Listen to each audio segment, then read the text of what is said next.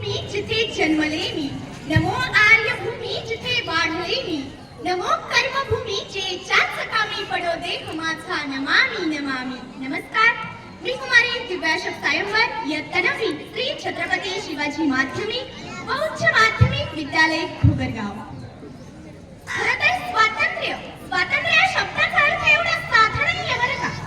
स्वातंत्र्य या शब्दाचा अर्थ फक्त तीच व्यक्ती समजू शकते जिनं आयुष्यात कधीतरी पारतंत्र्य अनुभवलंय. या स्वातंत्र्याचं मूल्य अनेक शब्दात व्यक्त करता येणार नाही, इतकं मोठे. किसी ने क्या खूब कहा है, किसी ने क्या खूब कहा है कि हम अपनी जान के दुश्मन को भी अपनी जान कहते हैं. हम अपनी जान के दुश्मन को भी अपनी जान कहते हैं. मोहब्बत की इसी मिट्टी को हिंदुस्तान कहते हैं. मोहब्बत की इसी मिट्टी को हिंदुस्तान कहते हैं. 1857 ला सुरू झालेला स्वातंत्र्य संग्राम, स्वातंत्र्य यज्ञ 15 ऑगस्ट 1947 ला शांत झाला. 26 जानेवारी 1950 ला गणराज्याची स्थापना झाली. आपण स्वतंत्र झालो, पण आपण कुणापासून स्वतंत्र झालो हा प्रश्न कधी स्वतःला विचारलाय? तर आपण आपल्याच भारत भूमीवर राज्य करणाऱ्या ब्रिटिशांपासून स्वतंत्र झालो, इंग्रजांपासून स्वतंत्र झालो, पण जातीभेदापासून नाही. जरी भारत आज स्वतंत्र झाला असला तरी तो जातीभेदापासून स्वतंत्र झाला नाही, धर्मभेदापासून स्वतंत्र झाला नाही.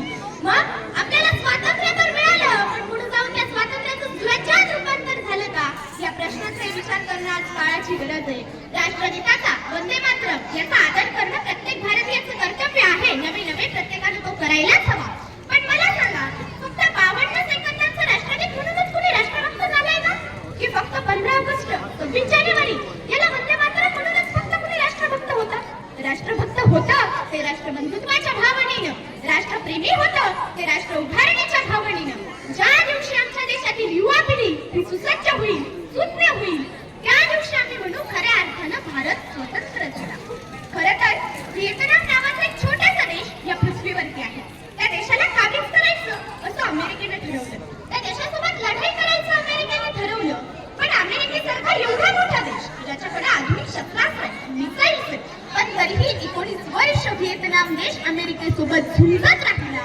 19 वर्ष एवढा छोटासा देश आणि एवढ्या मोठ्या अमेरिकेसोबत झुंजतो ही काही सोपी गोष्ट नव्हती. तरीही 19 वर्ष लढत राहिला आणि ऐन टाइमला त्या देशानं त्या अमेरिकेला हरवलं. मग त्या अनेक पत्रकार त्या देशाच्या राष्ट्राध्यक्षांना विचारायला आले की तुमचा एवढासा देश आणि एवढ्या मोठ्या अमेरिकेला तुम्ही हरवलं, हे कसं शक्य झालं? त्यावर त्या देशाचे राष्ट्राध्यक्ष असं म्हणतात आणि खरं तर त्यांच्या उत्तराने आपल्यालाही अभिमान वाटेल. ते काय म्हणाले माहितीये? ते म्हणतात, माझा आदर्श दुसरा कुणी नाहीये, माझा आदर्श दुसरा कुणी नाहीये, माझा आदर्श भारत देशात जन्माला आलेला एक असा राजा आहे की ज्याच्या युद्धनीतीचा अभ्यास करूनच मी या ठिकाणी अमेरिकेसोबत जिंकलो आणि तो राजा म्हणजे छत्रपती शिवाजी महाराज. सांगताना फक्त याचीच वाटते की परदेशाचे, परराष्ट्राचे राष्ट्राध्यक्ष छत्रपतींबद्दल असे म्हणतात, पण दुर्दैव आहे की आज आमच्याच भारतातले, आमच्याच महाराष्ट्रातले युवक असं म्हणत नाही की मला छत्रपती शिवाजी महाराजांसारखं घडायचंय, मला राज्यघटना लिहिणाऱ्या डॉक्टर बाबासाहेब आंबेडकरांसारखं व्हायचंय. 2 वर्षापूर्वी रशिया आणि युक्रेन यांच्यामध्ये एक युद्ध झालं होतं, माहिती आहे आपल्या सगळ्यांना. जगाचे 2 भाग झाले होते आणि आपल्या भारतातले काही विद्यार्थी हे युक्रेनमध्ये शिक्षण घ्यायला गेले होते. मग त्यावेळेला जगाचे 2 भाग झाले असताना सुद्धा भारताचे प्रधानमंत्री माननीय श्री नरेंद्र मोदी यांनी रशिया आणि युक्रेन या दोन्ही राष्ट्रांना फोन केला आणि सांगितलं की तुमचं युद्ध थांबवा, आम्हाला आमचे विद्यार्थी बाहेर काढायचे. आणि तब्बल 24 तास ते युद्ध बंद होतं आणि अशातच परिस्थिती अशी झाली की पाकिस्तानचे विद्यार्थी सुद्धा हातात भारताचा झेंडा घेऊन भारत माता की जय अशी घोषणा करत भारतात आले. मित्रांनो, आज आपला भारत विश्वगुरु बनतोय. जगातलं सगळ्यात मोठं संविधान हे भारताचं आहे. भारतातल्या ऋषीमुनींनी प्रत्येक मंत्राच्या आधी ओम हा शब्द वापरलाय आणि आता कुठे नासाला कळतंय की पृथ्वीच्या रोटेशन मधून जो ध्वनी निर्माण होतोय तो ओम असा आहे.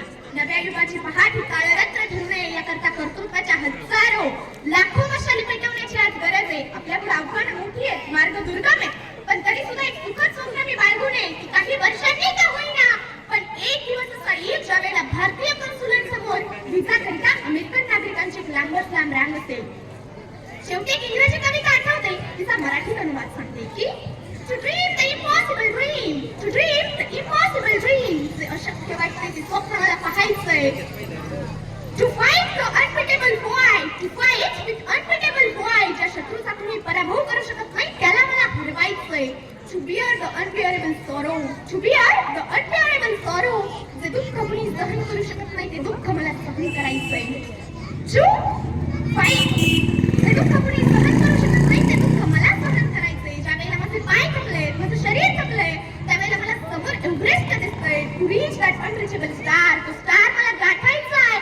This is my quest to that star. No matter how placed, no matter how far, no matter how placed, no matter how far. To fight for the right. To fight for the right without questions, without pause. And the willing for the march into the hell for heavenly cause. कुठलाही प्रश्न त्यासाठी विचारायचा नाहीये, सत्यासाठी झगडायचंय, संघर्ष करायचाय आणि त्यासाठी माझी नरकात जायची तयारी आहे, पण त्यासाठी कारण मात्र स्वर्गीय असलं पाहिजे. आणि ते कारण आहे भारताला मिळालेल्या प्रजासत्ताकाचं, स्वातंत्र्याचं पुढे जाऊन तुम्ही स्वराज्यात रूपांतर करणं. हाच आशावाद व्यक्त करते आणि थांबते.